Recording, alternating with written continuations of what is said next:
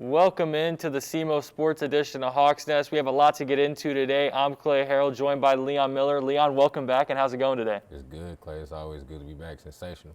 Let's go ahead and get right into football from last week. They took on Austin Peay here in Cape Girardeau, co-champions from last year in the OVC. It was an overtime battle. What did you see there in the loss from the Red Hawks last weekend, Leon? Well, last weekend, the Red Hawks, we didn't play solid, as good as defense as we are accustomed to as we saw in the game. For starters, we gave up 6 touchdowns, passing touchdowns through the air against Austin Peay. We fought hard. We went to overtime, but it just wasn't enough consistency. On the offensive end, we had a good running game going on, a really good running game. Gino had 4 touchdowns, so he poured in consistently. The passing game, we couldn't get it going through the air.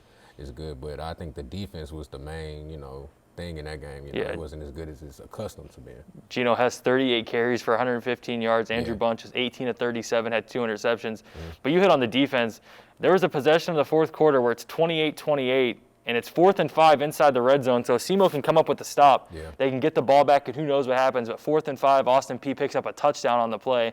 And that one there just kind of felt like that was almost a backbreaker in a sense. I know the game went overtime, but that was a tough one to swallow when you had them 4th and 5. Yeah, when you got a team in a 4th and 5 situation like that, and you know that that's the potential game-winning play or the potential game-time play, you have to do whatever you can do to to prevent any type of mishaps like that from happening. So for us not being able to capitalize on that, that was definitely, I feel like it was a momentum changer. If not anything else, momentum changer.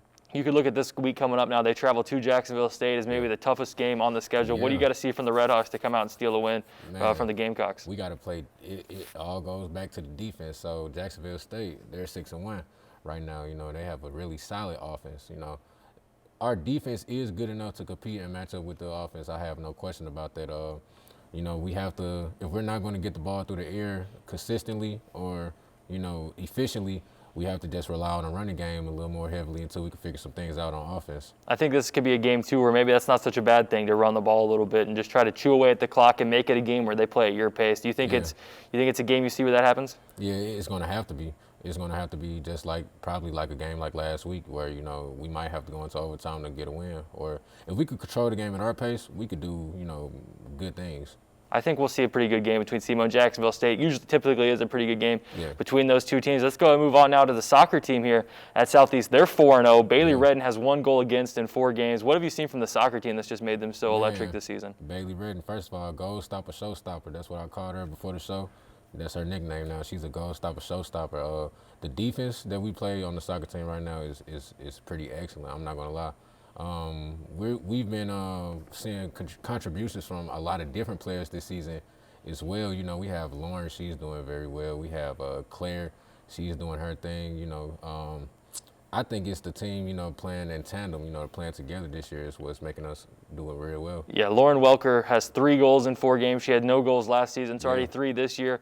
Kate Dowse, Emma Bruin, and Kiana Cadu all had their first collegiate goal. So it seems like right now they're just clicking on all cylinders. It's a chemistry thing, yeah. I think that, they've been playing together for a minute now. Last season, they didn't quite have the season that they wanted to have, but they figured some things out, and I feel like this year it's starting to show they're off to a hot start. Yeah, I think you mentioned the Indy to last season, and they had a year and a half off to kind of think about it a bit. And you can just see that they've come in really poised, and they're already 4-0, and the season only being about a month long, they're in a pretty good spot to get into the tournament and then make some noise when it comes around. Yeah, they're dangerous. Yeah, for sure. That's putting it nicely, I'm pretty sure. Let's go ahead and move on now to volleyball, another team that's red hot. They've won 10 in a row. I mean, that's a team that won the OVC tournament last year. And, Leon, if you ask me, it looks like they're about to do it again. I was going to say, well, this is a complete opposite from, from what I was just saying about the volleyball team last year is picking up exactly where they left off, from last year. This year, they on a 10-game winning streak.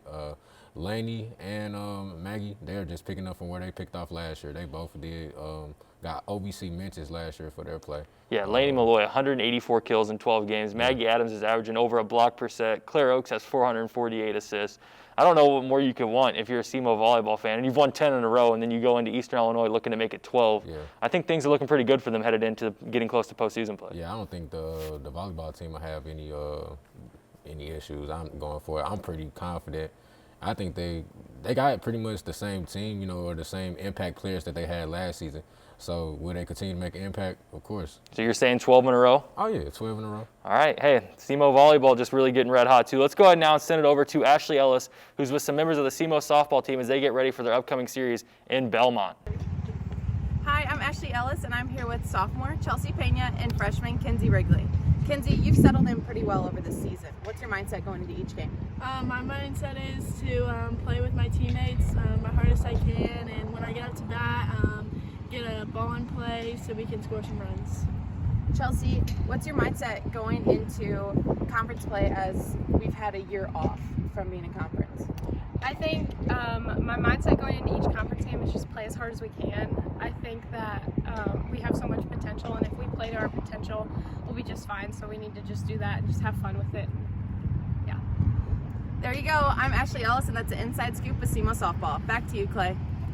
All right, thank you, Ashley, for that, and good luck this weekend. Leon, they got a big 3-game set against Belmont. SEMO's 5-1 in the OVC right now. Yeah. I think we both would agree that we're probably going to see maybe another sweep. SEMO get to 8-1. Oh yeah, I went to my kitchen this morning. I was looking for the broom because I was just so confident in our ability that we're gonna sweep Belmont this week. No, seriously though, our play in the OVC has been a step up over the play that we had in the beginning of the season, which is what we said would probably happen. We faced tougher competition before we got to the OVC play. So the play that you see right now is just, you know, it's just based off of what we've gained throughout the season. Yeah, and like last weekend they played Tennessee Tech, who was 3-0 in the OVC, and then after that series, Tennessee Tech was 3-3. So they're playing some good ball at the right time. That's another team I think that you've seen have success for how many years now, and I think it's another team that is just going to continue to have success in the coming months and weeks. And absolutely, and Ashley hit 2 home runs in that series last week too. Shout out Ashley. So shout out to Ashley. She was I think she was OVC. Either co-player of the week or she was player of the week. Yeah. So shout out to Ashley, our co-host for that one. That's right. Good job, Ashley. That's all we have this week for the SEMO Sports edition of Hawks Nest. Be sure to tune in early next week for the Pro Sports edition of Hawks Nest.